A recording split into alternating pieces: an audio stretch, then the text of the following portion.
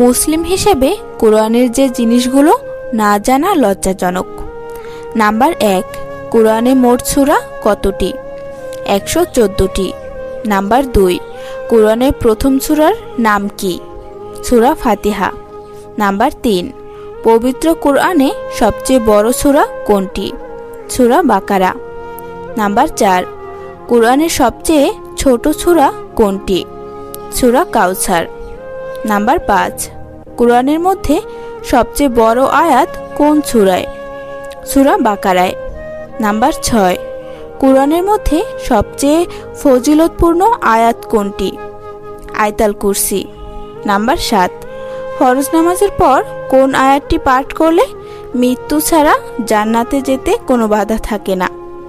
আয়াতুল কুরসি। নাম্বার 8, পবিত্র কোরআনে কোন সূরাটি পাঠ করলে কবরের আযাব থেকে রক্ষা পাওয়া যায়? সূরা মুলুক। নাম্বার 9, কোন সূরাটি কোরআনের 1/3 সমান? সূরা ইখলাস। নাম্বার 10, পবিত্র কোরআনের কোন সূরার প্রতি ভালোবাসা থাকলে মানুষকে জান্নাতে নিয়ে যাবে? সূরা ইখলাস। নাম্বার 11, কোন সূরাটি কোরআনের 1/4 সমপরিমাণ? সূরা কাফিরুন।